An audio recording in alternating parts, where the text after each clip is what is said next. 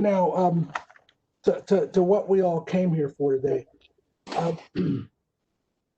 I've chosen not to share the resume of the facilitator for our presentation today, because I really prefer to, when I have the opportunity to introduce people, to introduce them from my knowledge of them, where I have that knowledge. And Dr. Raquel Hatter is a colleague and someone who I am also pleased to count amongst my friends.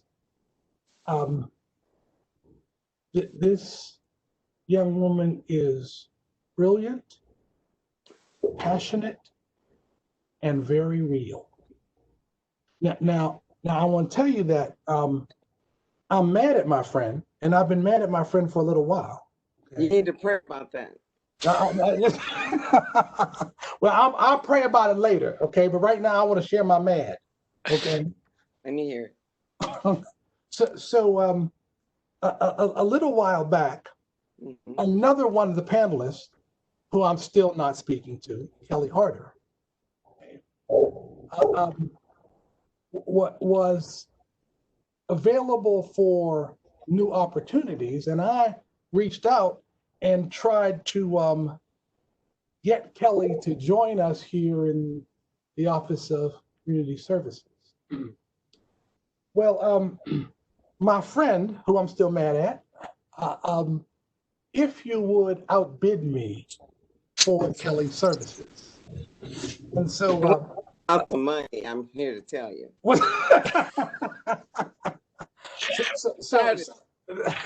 So I've been mad at my friend, you know, from that time to this. But folks, I will tell you what I have been most impressed about Dr. Raquel Hatter is the real hope of what I shared with you. We were colleagues when she was commissioner in Tennessee and I was director in Arizona. And how we instantly joined at the hip were two people who approached this work, and we may have slightly different takes on pathways, but it was very clear that we were both lethally passionate about this work. And when we didn't have to be in large public company, we could talk about it the way we wanted to talk about it. That's right. And I would tell you that wasn't always the most sanitary conversations. They were real. Okay?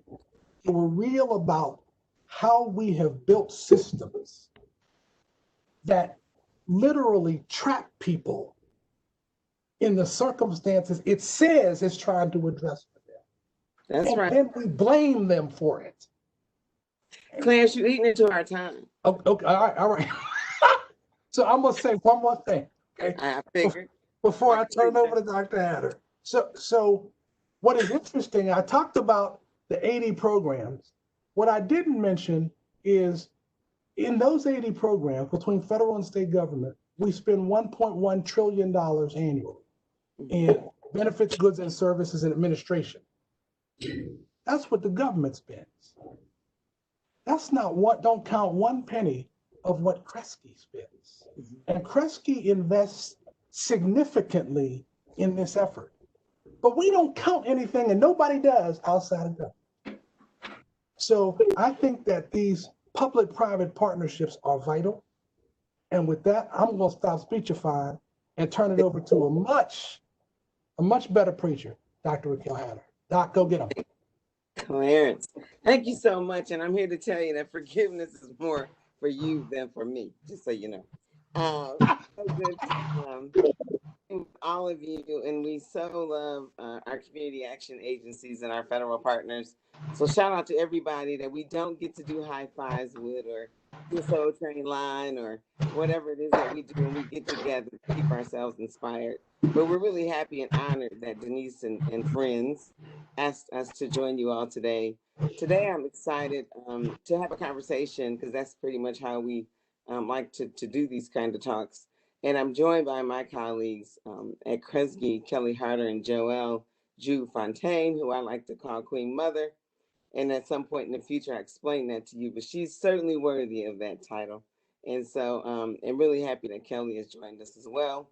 And then we have some of our key partners on here that many of you already know. And that's our Wayne Metro friends right here in Motown. Give it up.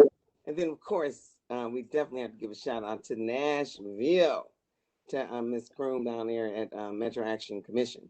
So really quickly, what I would like to do is show a really quick video if it works, and then I'll lay some groundwork, and then I'm going to hand it off to my friends, and we'll take it from there and try to end on time and allow for any questions that are possible. So to the panel, we came to be who we are. We're going to relax, engage, talk about what we're learning, and do so in a way that's humble and recognize that it's a journey and not a destination. And it's most certainly not a sprint, but a marathon. So with that, let's just hope this video works, and we'll go from there. Good afternoon.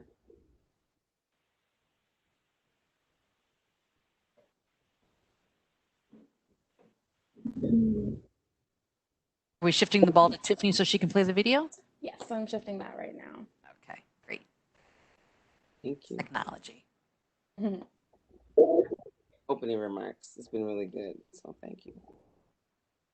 Okay, Tiffany, I have the ball to share the video. There we go.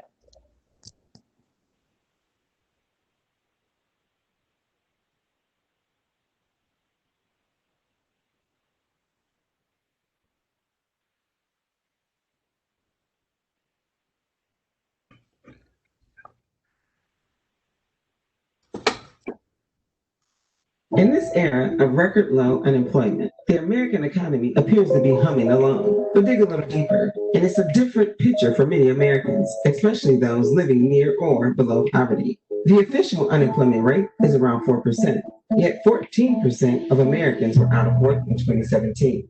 Unemployment is compounded along racial lines. In a 20-year period, the median wealth of Black households decreased by 75%. For Latinos, it decreased by 50%, while whites saw an increase of 14%. The Human Services Program at the Kresge Foundation wants to help people move up the social and economic ladder toward achieving the American dream. Our vision for how to expand opportunity for those who live in America's cities is to accelerate and advance social and economic mobility for children, youth, and families through person-centered, multi-level systems change driven by innovation at the local level. We define person-centered as a practice that is strength-based and believes people are inherently capable and resilient and can operate with self-agency. It also includes a focus on creating pathways to opportunity, not just crisis stabilization or triage. To ignite this transformation, the Human Services Program at Kresge focuses its grant making in two key areas: fostering the next generation of human services organizations and accelerating place-based opportunity ecosystems. To build a more robust human services field, we partner with nonprofits and local and county government agencies that are person-centered, outcomes-based, data-driven, and focused on racial equity. Through our Next Generation initiative, we are gaining momentum by expanding the adoption of a whole family approach, as well as a greater understanding of how toxic stress can play a role in perpetuating poverty. Second, we focus on place in our work. Through our place-based opportunity ecosystem strategy, we focus on propelling cross-sector local efforts with an outcomes orientation anchored by public and nonprofit human service organizations in cities across the country. These efforts alone cannot advance social and economic mobility. We build this body of work by enabling supportive, aligned public policy change and ideas. We believe that our country is stronger when we collectively support the well-being of our people and our families and help make their dreams become reality. We need to meet people where they are and where they dream. Join us on our journey to put more Americans on a path towards social and economic mobility. Thank you. I wanted to start by just lifting up a couple of points to reinforce our thoughts at Kresge, and then I'm going to hand it off and just to do some level setting.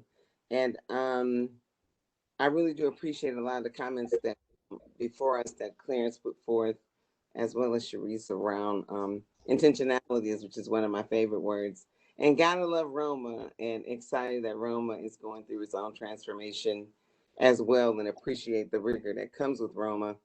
A few things I just wanted to lay out from a Kresge Human Services point of view and Kresge in general. But the Kresge Foundation, fundamentally, our hope is to expand opportunities to folks living with low income in America's cities across this country. And so for us in the Human Services team, we operationalize that to mean advancing social and economic mobility through a two-gen focus with an applied equity lens.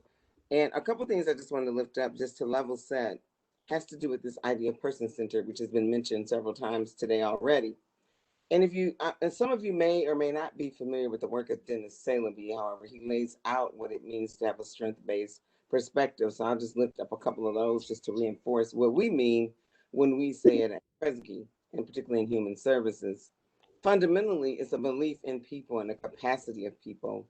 But then there's some tenets that Salaby puts forth that you look for when doing the work. I would suggest that you look him up and look at his work. And some of you may have studied his work, but fundamentally what he's suggesting is that folks have agency, and that we as helpers or whomever, however we deem ourselves, cannot put maximums and limitations on individuals. That we don't get to decide the upper and lower limits of folk. Instead, our job is to be humble, to be used to help people discover what they bring to the table, and to also recognize that while folks may experience trauma and whatnot, in that also is being able to identify those factors that cultivate resilience in individuals and community. So that's fundamentally when we talk about being person-centered, that's one aspect of it at the individual level. The next level has to do with person-centered change, systems change, and I'll come back to that shortly because my intention is to talk briefly about that as it relates to the human service value curve, which I'm certain, if I know Denise and some of our other friends on this call, you've certainly heard about it at some point or another. I've already mentioned, but I won't go into detail. But I know you all are fully aware of the two-gen whole family frame. What I would note about this, as it's something that's really important to us, is that it's not so much about a wraparound type program or framework, as much as it is about an anti-poverty strategy to create social and economic mobility from one generation to the next. And we understand that the concept in and of itself is not new. However, the level of intentionality is something that's imperative. And we think that that's something that folks are learning. We know that CAP is all over this and so many proof points around the country in terms of what you all are doing. But fundamentally, we see that as key in how we get at social and economic mobility. Again, this conversation, I'm not going to go into the specifics of that work because I know you know, and there's several folks on this call that can share that with you. The next piece I think is essential that we need to discuss, and it has always been the elephant in the room. What I'm pleased to say to you today, there was probably a point in history not long ago where this is a conversation that needed to be had, where I perhaps would have had more anxiety than I'm going to have in this very moment, because I've come to the realization that when, one, I have a strong personal faith, and that when you agree to accept certain types of roles and positions, and especially those that have implications for individuals and families, you really don't have the luxury to stay in a comfort zone. In fact, I submit to you that if you're comfortable, you're probably not doing much. It's my own personal thought. However, in referring to what we mean by an applied racial equity lens, what we are suggesting is that we dismantle historical, structural, and institutional racism in this country. Particularly our focus is around as it emerges as a barrier to social and economic mobility. And we're not really interested in the debate about whether or not that is the case. We know it is, so we're not here to convince anybody. We're just being clear about what matters to us. And so with that in mind, I'm going to lay out a few definitions just to be sure you understand our point of view on this issue and where we're coming from. And then I'll close with person-centered systems change, which integrates the human service value curve. So to level set, some definitions. We talk about institutional structural racism. And institutional by definition has to do with a norm, a way of operating. And the reason, part of why I'm laying this out is to understand that separate and apart from individuals and the challenges folks may bring from the standpoint of whether or not someone is racist or not, that's not what this conversation is about. This conversation is about institutional and structural racism, which it outlives people. And this is the part that we have to understand. No, even if you have good intentions, it's prevalent. It's there, no matter what. So institutional has to do with a norm, a way of operating. Structural speaks to the inherent, that is a part of a thing. It's in its DNA. And then we think about the term marginalized, which means to treat one as insignificant. And then to oppress is to subject someone to a prolonged or unjust treatment over a long period of time. And then finally, what I've learned as I think about myself as a clinician, that it renders one, if those of you may be familiar with the term learned helplessness, which is when a person comes to a place after they suffer from a sense of powerlessness, often stemming from some traumatic event or persistent sense of failure, which renders them hopeless. And what part of the problem with this is that we know that the issues of racism and toxic stress can render someone to appear as though they're hopeless, and in fact they are. And so it's imperative when we're working with families that we recognize these conditions and how one might look from a behavioral standpoint. So it becomes important to understand the root causes and how one can appear behaviorally to no longer be invested. But in the absence of understanding families and communities in context, not unlike any other profession where assessment is necessary, if you get the diagnosis and the assessment wrong on the front end, the implementation plan and the amazing implementation science, which Sharice articulated so well, will be for naught because you got the diagnosis wrong in the first place. Again, this is what we learned at Kresge, and it's based on what we know. We're not interested in debate. These are the facts as we work with partners, and anybody who's partnering with us has indicated that this is important to them in their heart, and this is what they're trying to advance to, which reinforces why we're honored to have CAP and our other community action agency partners on this call. Finally, I will close with what we mean by person-centered systems change. I've articulated to you our definition of person-centered, and now that's at the individual level. Here, fundamentally, we're talking about engaging people who are subject to the system as individuals who are involved in the system's change itself, in the change that needs to occur, not from the standpoint of just simply satisfaction surveys. And what we would submit to you is that we've been doing this work, all of us, we have many credentials. I'm certainly a fan of education, but I will tell you, inherent and being highly educated is not necessarily a high, what I would say is an emotional intelligence, nor the ability to show up in an authentic way. However, it is something that's more revered than the two things I just suggested. And so what I would say with regard to the human-centered value curve, when we think about person-centered systems change, we are looking to identify where the system barriers, the structural barriers, bump up to the lives of folks in community who are community action agency friends. You all know this. And we look to do the audit trail up to see where is it at? How do we dismantle it? We look at the local, the state, and the federal, and we work with our partners to see what we can do to make things easier for families, and it's informed by families. And finally, when I think about the curve, we all talk about the curve when we talk about the regulative state, which is around these issues of compliance.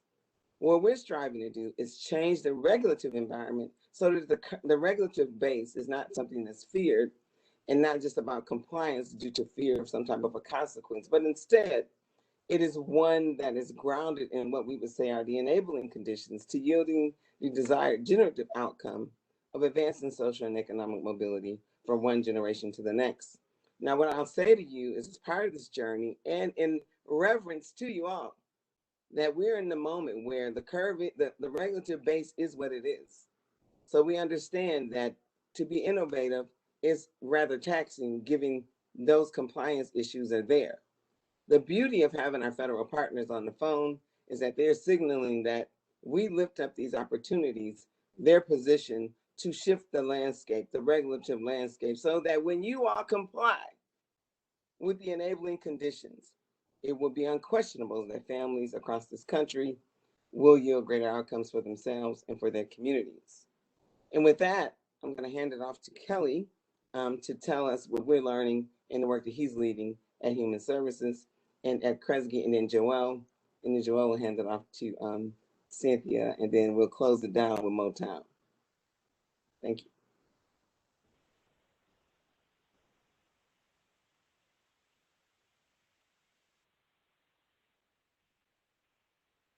Can you hear me okay? We are. Okay, Yep. good. Okay, thank you so much. Thank you for the opportunity to join all of you. And as Raquel, Dr. Hatter and others have said, thank you for your service in the community and to the families. I'm going to just briefly touch on our work we're doing, what we call place-based opportunity ecosystem work. Kresge Foundation Human Service Program Area is currently particularly partnering with the American Public Human Service Association, so APHSA, who's actively working with 7 public sector ecosystem sites, and that represents a state and the rest are counties across the country. While then Kresge is also working specifically with 4 community-based organizations. So that's a total of 11 ecosystem sites, opportunity ecosystem sites that are in particular learning partners that we're engaged with. So let me start by just letting you know what is our current working definition that we're using around opportunity ecosystem. So you look up the word ecosystem, and it's from a scientific perspective. The definition is that of a nutrient system with positive energy, which flows in which it benefits an organism within, right? A type of symbiosis. I think key in that is hopefully positive energy. It's flowing, it's dynamic, it's not static, and it brings forth life and vibrancy. We also know if you mess with that ecosystem's balance, things happen. Then there's the opportunity side, which is a set of circumstances, right, that make something possible to do. So we're looking at the ecosystem and what are the opportunities within it that create that possibility that Dr. Hatter was talking about. Because I think also, as Clarence was talking earlier, when we talk about building capacity to reduce dependency on an individual level, you have to have a system that's congruent with that. And if we have systems and operations that are counter to that, we know the end result is going to be taxed. So the goal of our opportunity ecosystem work is that we fundamentally seek to support efforts to create and improve ecosystems, and this is key, that make cross-sector systems work together.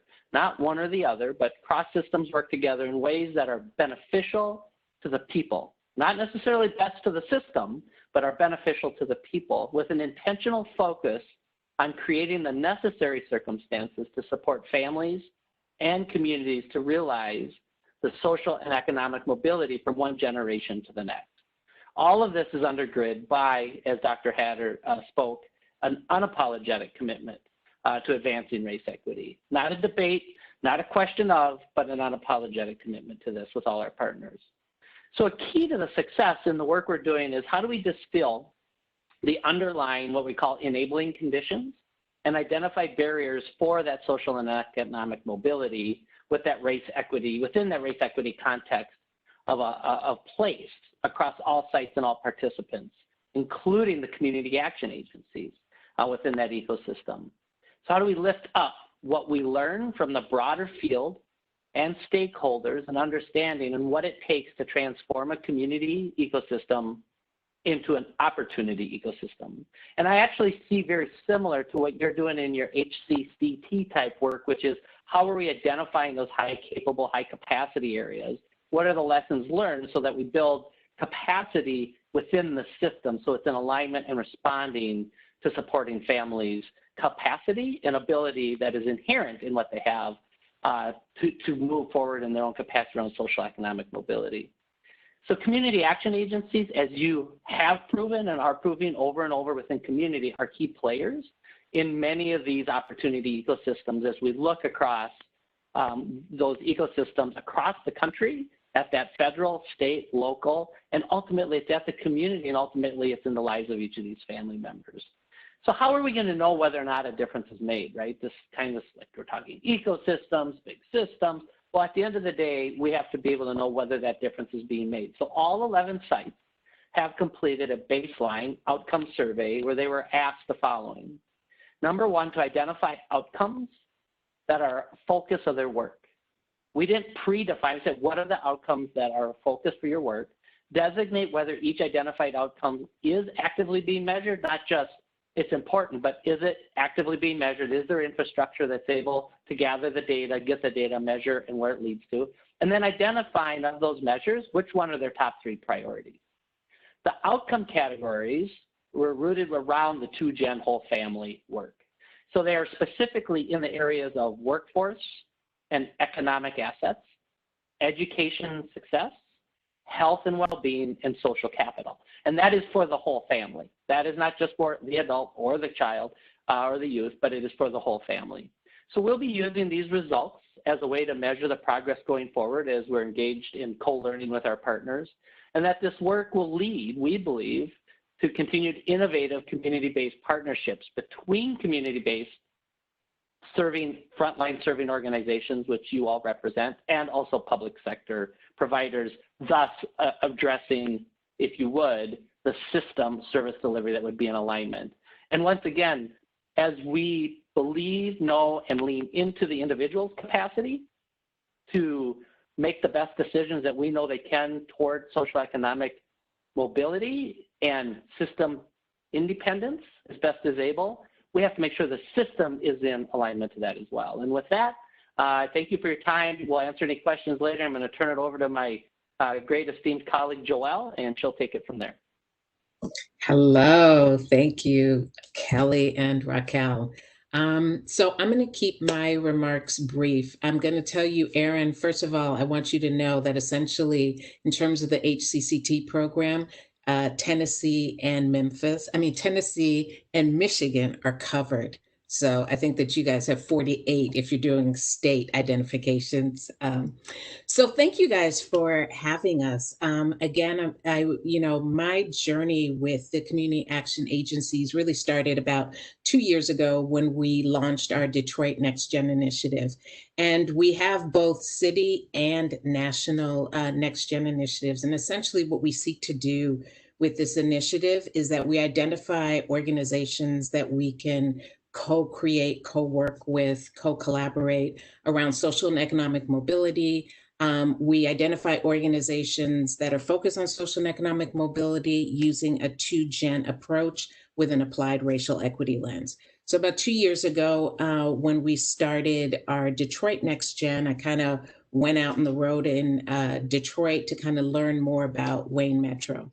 And I think both in terms of Wayne Metro and in terms of Metro Action Commission, some of the characteristics that I noticed and have reflected on since then really apply to both. So I think that what really I saw through both of these entities is that there was this deep focus and commitment to people. And it was not just the people who they serve and their participants, but really their staff. I think that the orientation towards systems change, right? So they were both looking like at Wayne Metro when I conducted the site visit, they had just gone through a strategic planning process. So really kind of thinking about, here's our new goal, here's how we want to work with participants, how do we help our staff be ready for this new challenge? And what do we need to do internally to kind of help to address this change? But then also they were thinking about what are the policies that they need to address to also help participants. So kind of seeing them doing it these 2 levels was really amazing. I think in addition to that, there's an openness to kind of thinking about what are new technologies and what are new approaches for kind of doing this work and thinking about different ways that they can help the participants navigate the system. And I think lastly, really thinking about how do we address the issues that these participants are facing and getting to the root causes, so really kind of digging deep and trying to figure out how do we address these challenges more upstream. I think one of the things that was really interesting when I did the site visit to Wayne Metro, it's something that stands out for me. And I said it before at another presentation we had, but I remember as they were talking about their new strategic plan and approach, Lewis indicated that funders were going to be their last priority. And I know that for a lot of nonprofits, this is a little anxiety provoking to kind of make that statement in front of a funder. But I've told Lewis and Mia before that for me, this was like a yes, hallelujah, because it reaffirmed this notion that really people come first. And for me, it was a reaffirmation of what you all were focusing on. Subsequently, we launched another cohort of our national Next Gen and did kind of going out across the country and learning about different efforts. It wasn't surprising to me that we ended up meeting a couple more community action agencies. And actually, at the national level, we have 2 community action agencies that are part of our cohort. But today, we have the pleasure of introducing the Metro Action Commission. And what I'll say, because I don't want to take up too much of their time, about the Metro Community Action, what really has stood out to me in this moment, particularly in this moment with all that's happening in the world, is that Cynthia has remained like unapologetic. She ain't moving on it. It's like, yeah, we know that, Nashville is a big tourism, it's a big hospitality city, but you know what? Those jobs don't move people out of poverty. And so we're going to get the jobs that can do the job for our people. And she's just unapologetic about it. And I just love the spirit and the energy that her and her team bring to the work. Finally, I'll say that what has been incredible about this journey is the opportunity that I have subsequently have to serve on Governor Whitmire's Michigan Commission on Community Action and Economic Opportunity. If it wasn't enough to kind of see what was happening at the local level, the opportunity that I've had through this commission is just to kind of see at a statewide level how this all rises up and how the CP community action partnerships are really coming together at a state level to address the needs of people. And so it has been my honor and my privilege to take this journey. I'm going to hand it over to Cynthia. Thank you, Joelle, very much. And thanks to everyone else for your comments. I hope you can hear me. It was very difficult for me to sit through Clarence's presentation and when we opened without wanting to jump right in and start talking.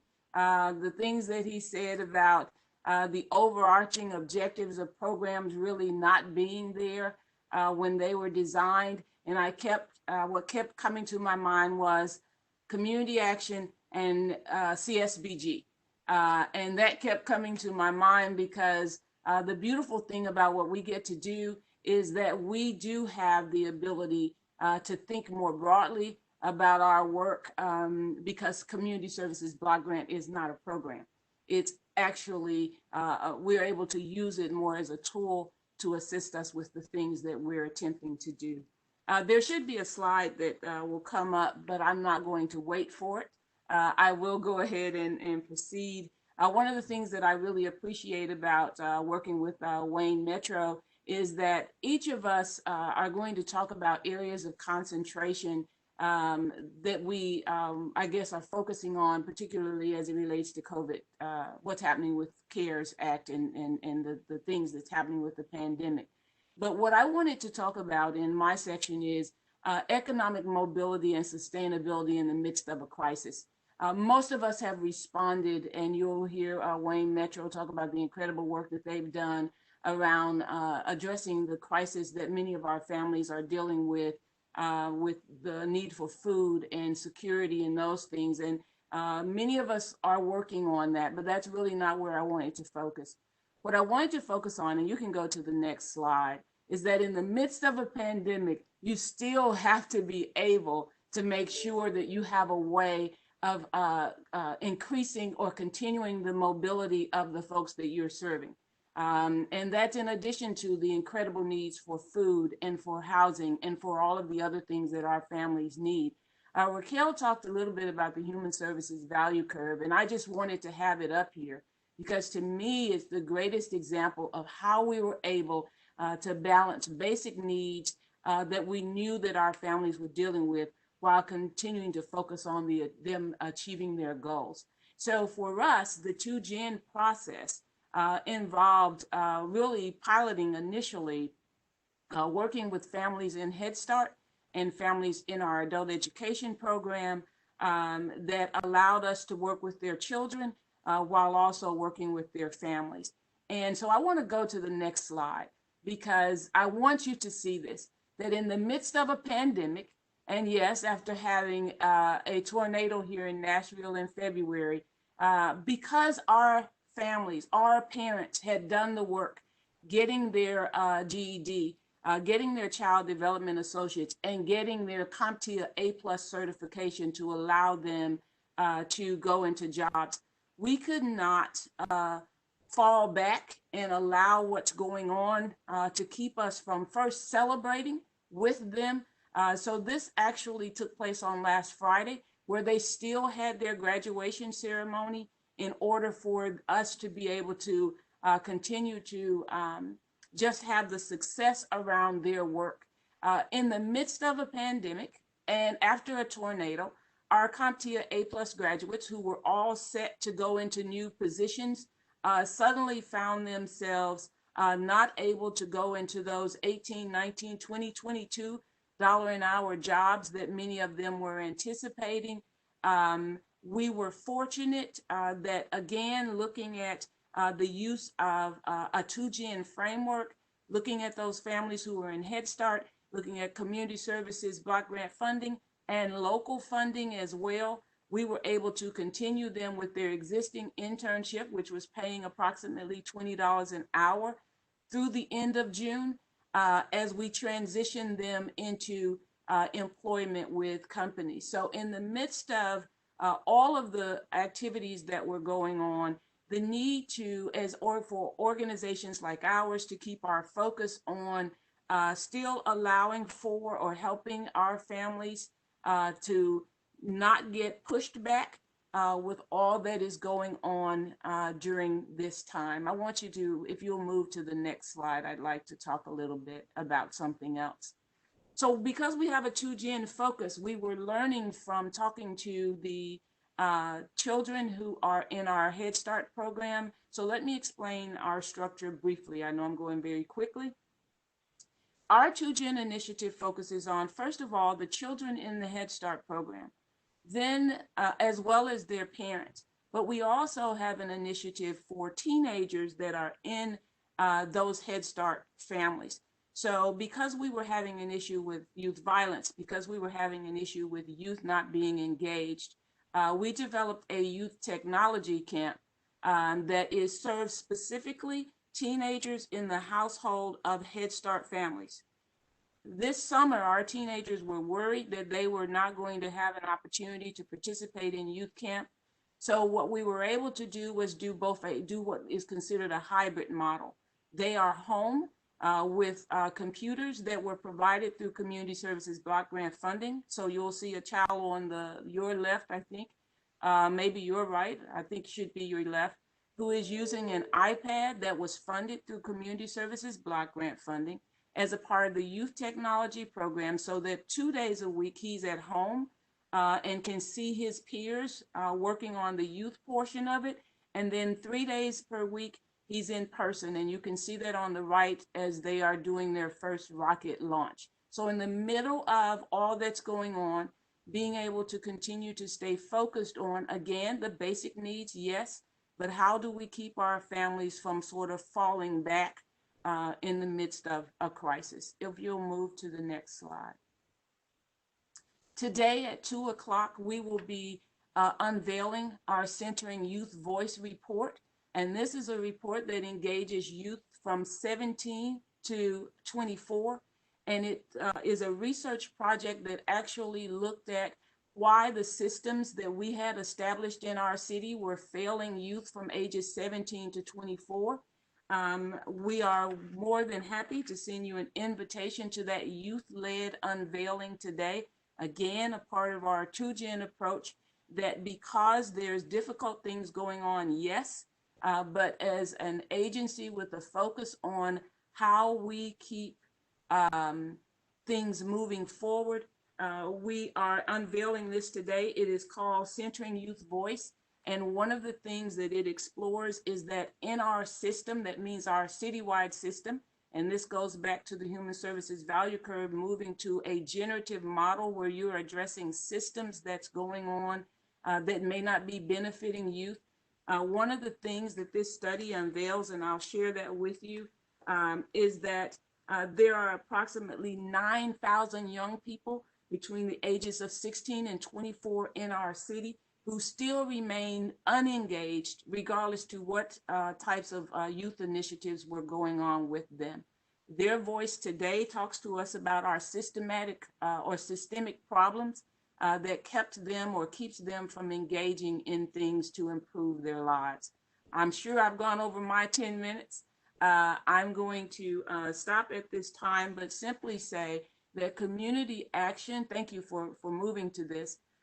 This is one of the things that our youth talked to us about, that our systems were fragmented. It's one of the first preliminary findings where they talk to us about why they don't engage with organizations like ours. And so our hope is, you can move to the next slide as well, that as we're moving forward with this work, that we understand that community action is well suited to be able to move cross-programmatically. And we're able to do this work with the individual programmatic funding, yes, but also with local dollars, with foundation dollars through Kresge support, but also through community services block grant.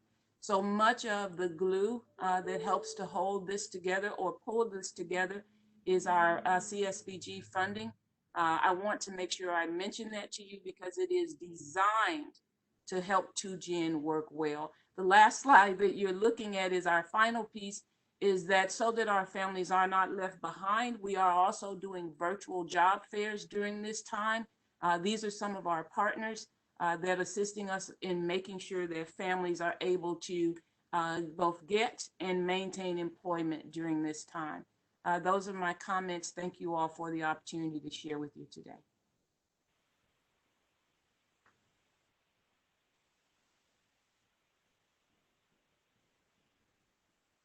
All right, I think we're gonna head to Detroit. Thank you, Dr. Hatter. Yeah, we had some slides that we wanted to present really quickly here. So first, I'm Louis Piszker. I'm the CEO of Wayne Metro Community Action Agency. And I just want to thank the Kresge Foundation, Dr. Hatter, Joelle, Kelly, and everyone involved in the 2Gen approach and systems building and the human value curve at Kresge. We were just very, I think, lucky to be chosen to be a part of this initiative. And it has just really changed, I think, how we do business, how we conduct ourselves at Wayne Metro, and how we put people first. Also, just want to thank the partnership for inviting us, and then also just a shout out to Cynthia down in Nashville for all of just the great work that her and her team does down there to promote community action in the region. And then last but not least, just Mia Harnos, my partner in crime, Chief Strategy and Innovation Officer at Wayne Metro, that's going to help me through this presentation. And then as we get started, I just hope everybody's families out there are just safe and healthy. Next slide, please. So I want to talk about our CARES response and how we have just leveraged partnerships at the within the public-private sector to move our CARES response along, and how we just leverage those community services block grant dollars to make an impact through this pandemic, using a lot of what we have learned through the Kresge Next Gen process about trying to get Wayne Metro from a regulatory organization to a people-centered, human service-centered, people-centered, generative organization. And just wanted to start with our CARES response. So as the Community Action Agency for Wayne County, which includes the city of Detroit, specifically in the city of Detroit and the entering suburbs around the city, we experience just high volumes of need based upon high poverty rates in those areas. Through the pandemic through the the CARES stimulus package, Wayne Metro received about $11 million to get those dollars back into the community to help to support people in need through this pandemic. Specifically, $8 million for the city of Detroit and $3 million in our county. And what we found was that there was no way we were going to be able to get these dollars out into the community quickly if we had to become a regulatory and stay a regulatory organization. There was just no way that we were going to be able to handle the influx of need if we had to determine eligibility for the masses that were going to be coming to us based upon the needs of the community at the time. So what we did is we first went to the city of Detroit and to the city of Detroit leadership, the mayor's office, and talked about what are the needs and what should we be programming to. And we programmed our CARES dollars directly to what we were seeing, not only at Wayne Metro, but what the city of Detroit was seeing in these nine categories. And then to kick our response off, we did a couple of things. One, I was involved with Mayor Duggan in one of his daily briefings to kick off our joint CARES response. I did do a couple of Facebook Lives with members of Detroit City Council, the Department of Neighborhoods, to get our response out there. So once that response was out there, then how are we going to then handle clients coming to our door? And we really lobbied the state for what was called categorical eligibility. And we wanted to really take advantage of this 200% of poverty determination that was in the CARES Act. Currently, normally CSBG is at 125%. Now it's 200. So we didn't want to. We knew that we couldn't handle individual applications. So at Wayne Metro, we developed a common app for these 9 program service areas. So you could call us, go on our website. If you needed water, if you needed rent, if you needed food, you could pick and choose what you needed, and we would then reach back out to you and determine your eligibility. So that's why this graph does not add up to 100%. Those are the percentages of need based upon an application of what clients were asking for. And on average, clients in the city of Detroit were asking for about 2.5 to almost 3 services that they were facing that they had a need for during the pandemic. So in order to get through that, going back to categorical eligibility, we really advocated and lobbied the state of Michigan really hard that if you had a Medicaid, if you were already determined to be Medicaid eligible, if you were a Head Start family, if you were receiving unemployment insurance, if you were receiving free and reduced school lunch, if you were a SNAP or a TANF eligible, and you already were determined eligible for those services, you are automatically categorically eligible for care. So Wayne Metro didn't have to spend a lot of time reinventing the wheel and asking people for documents when they're in crisis. And that was, I think, a key decision that we made and a key push that we advocated for in order to be human-centered, people-driven, in order to get through applications in a timely manner. And we also developed not only this application, you could do it online, you could do it over the phone, or you could do it through a web-based app. So we wanted to get out of the business of eligibility and get into the business of serving people right away. Next slide.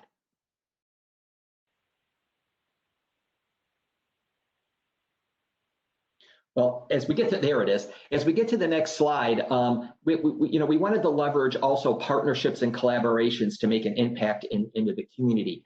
Those top organizations above the heart are organizations that we have long-term and long-standing partners with.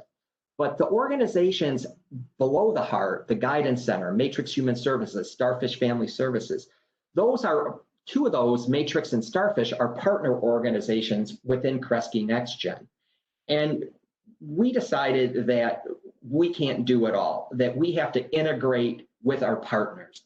And if we're going to lead, then we have to lead together. And so Wayne Metro is a human service organization. We are not a re-granting organization, but we re-granted significant dollars in our CARES allocation to our next gen partner agencies in order to make more of a collaborative impact in the organization or within the communities that we serve. And we're just really proud of that. So just wanted to kind of bring that up in terms of how we leveraged our CSBG dollars in the community to get a much broader impact. Next slide, please. And this slide, I just wanted to show just our data points. If you look at just utilities, food, rent, just 8,000 people, these numbers of need are really only 8 to 10 weeks since the time that we released our CARES program, which was the end of April, early May, and these data points are through the end of June. And as you can see, there's some significant gaps between the number of requests and the number of applications processed and how much of our CARES dollars we have committed. The point of this slide was pretty much to show the amount of need, but how Wayne Metro is now using data to drive policy. We now have like elected officials and stakeholders in the community that are relying on our data points in order to shape policy, to get dollars to the people most in need. And I think when you look at racial equity and inclusion, for us, it's about getting the dollars to the highest points of need within the community. And that was the point of this slide, is that we're now using our data to shape policy. And how are we doing that? I'll turn next slide, please. So in terms of some of our COVID response and strategies and some of our innovations, on utility assistance, we found in the city of Detroit, and in the state of Michigan, water is still a hot button topic in point of contention. The city of Detroit's water and sewer department are not shutting people off, obviously, during this pandemic, but there's certain people that their housing stock is just in such bad shape that they can't turn the water on because you'd ruin the house. These houses are in need of like major plumbing repair. So we were able to lobby the state of Michigan to get some significant dollars for major plumbing repair to clients specifically in the city of Detroit. In that previous slide, I mean, we have currently right now over 4,000 people that are in need of utility assistance. So, with that data, we lobby DTE Energy, which is the largest energy provider in the state of Michigan, and got a forgiveness program for about 25% of that back due bill. This eviction diversion task force, I'm going to turn that over to Mia in a second. And then also, as Cynthia stated, we did make a significant investment with our Head Start families and our after school families to make sure that they were digitally connected with laptops and the internet. So I know we have about 5 more minutes to go. And so I'm going to turn it over to Mia to talk about a couple specific programs that we did during the crisis, our rent and mortgage assistance, and some food distributions that we're pretty proud of. Mia? Thanks, Louis. When we first kicked off and I saw that slide about high impact transformative work, building capacity through innovation, and then really how can we replicate that work, that's really what we are driving toward every single day. And that really is because of the Kresge Next Gen experience. So, I find myself referring back to Joelle when I'm making decisions as a leader and when, we're challenging existing policies and procedures, when we're leading through change and all of this crisis, those times and experiences with all of you do come back. Shout out to Dr. H for helping me really define for myself what this institutional racism and structural racism is personally for me, and then helping me find my power to call it out and address it. And shout out to Louis for creating that culture and environment where conversations can take place, where we all feel safe, we feel supported as leaders, and for putting that equity and inclusion lens at the very top of our organizational impact areas and priorities. That takes heck of a lot of courage. Next slide. So just real quick, we have been responding to COVID, is that is like our full on organization.